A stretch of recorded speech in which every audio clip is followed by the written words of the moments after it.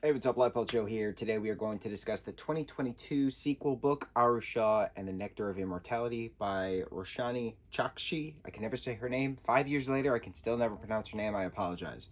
Nectar of Immortality. So, this came out, when did this come out? May 22? April 22. I was close. Just finished it. I got all of the 2022 Write and Present books for Christmas. Because I read a lot last year. I was focused on other genres, and now I'm back to the mythology genre, which I'm so happy I'm back to. I've missed this genre. And I realized something. We have a lot to be thankful for within the Read, Write, and Presents banner, specifically because of Aruh Shah, specifically because of Roshani Chakshi, because in 2018, that was the first book we had, was Aruh Shah and the End of Time. And that started the Read, Write, and Presents franchise, right? We now know it's a multiverse. We got the Cursed Carnival of Curiosities, whatever that book was called, which is just absolutely fantastic. And I can't remember the name of it, and it's killing my soul that I can't remember the name of it, because the multiverse was finalized within that book about all the different Read Write Presents authors sharing this multiverse, and there's crossovers, and who was jumping through a time stream, a multiverse stream, and they waved at each other, hysterical. So the multiverse is mentioned in this book. The multiverse is mentioned very briefly by an immortal, saying that they have to get a band together. They should get a band together to play for Ishtab in Shibalba.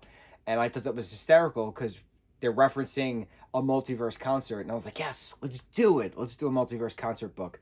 So this is a very quick book. It took me a long time to read, though. The Aruh Shah books I like. I don't love them. I like them. There are certain pacing problems I have with the stories, but it's still quick in the sense of there's not much depth to it, that you don't have to pay attention that much to it. Certain seeds that are planted grow very quickly, so it's not something to go back 200 pages to like, oh, that's what that's referencing. Like, you don't have to pay attention all that much to these books, and that's fine. They're not supposed to be depthful books. You're supposed to appreciate the learning of the different cultures and the experiences, and understanding the different gods and goddesses within different mythologies within the multiverse. So to that aspect, love it. Pacing of the story, not so much, but it's fine. I don't have to like it all that much. I don't have to love it all that much. I like it, I don't love it. So going with that mindset, the potatoes are back, our intrepid potatoes, the 8 of them. Kara, in the last book, we have her going off with the sleeper, who is our main baddie, right? Our main villain, her father and Aru's father, technically, biologically speaking. So he's now on the quest with Kara's help, and we're getting the Nectar of Immortality. And so the potatoes, our intrepid Pandava siblings, the potatoes, are trying to figure out how to get back into the other world because their celestial weapons are now gone because of the stuff that happened in the last book. So we have, I remembered an acronym, and I'm going to try to remember it.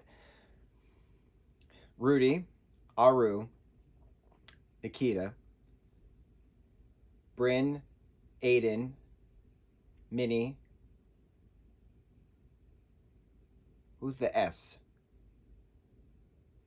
Sheila, and then Kara. So there's the 8. Oh, I did it. I got it as Ram, Brands, and no, Ram Bands K. Ram Bands K. That's just how I remembered it. I don't know why, but that's the 8 of them. Okay, so the 7 of them are doing their stuff, trying to get to the Nectar of Immortality, as Kara is with her father trying to get to the Nectar of Immortality. So the potatoes have to crash a wedding to get into the other worlds. They meet this person, they do that thing, they sing at this concert, they play instruments. The main quest in the first third of the book is trying to find the pieces of the Sun Jewel, which I like that quest. I like that. That was a neat quest, but it went very quick, to be honest. And then we get to the next portal, and then we jump through that portal, getting to this concert that they have to perform at in order to get to another portal. We meet Aiden's maternal grandmother, who's this immortal. Having them do heart-to-heart stuff, very cool. But then figuring out stuff along the way, and then we finally have the battle for the Nectar of Immortality. And then it's a matter of who gets the nectar. And I kept getting scenes of Pirates of the Caribbean in my head, which I thought was pretty cool, how one thing can correlate to the other. Where it was, what film was it? Was it the 5th film?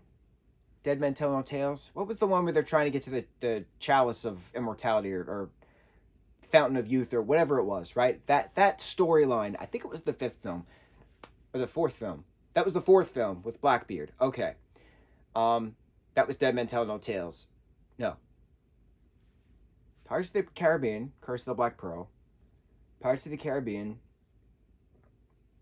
something. Pirates of the Caribbean, On Stranger Tides. No. Yes? At World's End. Dead Men Tell No Tales. Dead Man's Chest. My mind is a blank. The Pirates franchise is a blank at this moment. Whatever movie it was where they went to find get the chalice to get the water of immortality, right? The Fountain of Youth. That's a lot of what this reminded me of. And a lot of cultures have the Fountain of Youth in various aspects, right? The Nectar of Immortality we have portrayed within this Hindu aspect of mythology. Fountain of Youth is throughout different Western culture mythology. So it's another iteration of it. So it was neat having our Pandava potato siblings go in and figure out all these things, and figure out how to stop this war, right? They're in the battle now, and there are these 8th graders, and like, what happened? How did these 8th graders defeat these gods and goddesses, or these immortals for that matter, because the gods and goddesses don't want anything to do with this?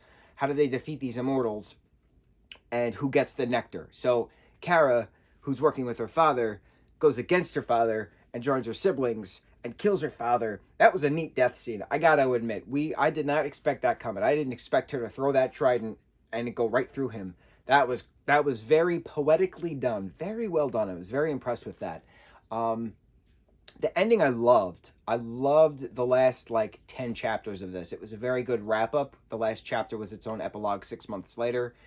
Who's doing what? Kara does get punished in regards to immortal aspects, so she is then taken back to her family, and her mind is wiped. Her powers are taken away because she did join the villain to defeat the world when the Pandava potatoes were trying to save the world. So it was a nice wrap up of things, and it was a nice, all right, let's tell our story now kind of a thing. 6 months later, let's tell our story. Let's go back to the other world. Let's tell our story. I liked the wrap up. I thought it was very concise. I thought it was very consistent, and it made sense in regards to the adventure that they all had. And Aruh saying it was a dark and stormy night. And then who was it? Bryn was saying, wasn't it 4 p.m. on a Tuesday? You were wearing Spider-Man pajamas. And it's just funny going back to that as a neat little nod of, yes, that is technically where the story started. 4 p.m. on a Tuesday, Aruh was in her Spider-Man pajamas. And the Spider-Man pajamas are referenced in the Sal and Gabby books, I think.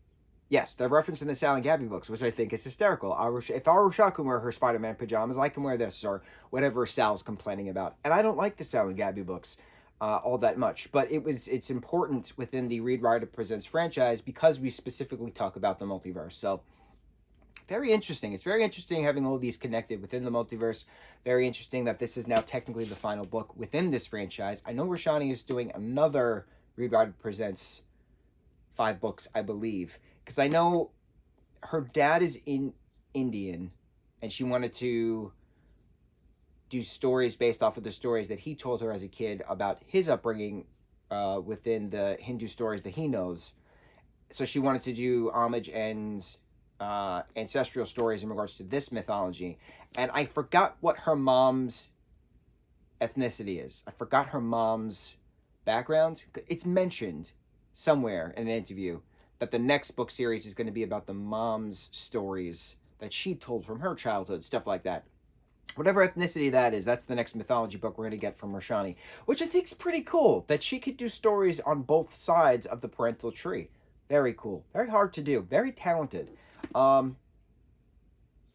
I'm very excited to see what happens next within Roshani's work. I'm very excited to see, what's the next book? We got to read Ballad and Dagger, Outlaw Saints novel. That's the next one we got to read. This one I'm confused about because it's bigger. You see that? Why is it bigger? I don't understand. It's the same Read Writer Presents. It's the same, this isn't the UK version versus an American version, to my knowledge, only because the jacket says US price, Canadian price in the Aruh one, and this says US price, Canadian price in the Ballad and Dagger one. So I'm very curious. They came off Amazon. I don't know. We're going to find out. Anyway, long live Aruh Shah. Long live our potatoes.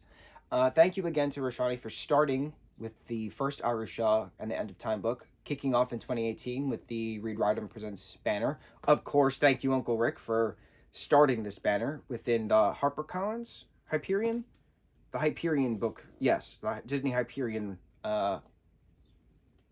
book company. Is it a team? I don't know. Company? I don't know the term. There's a term.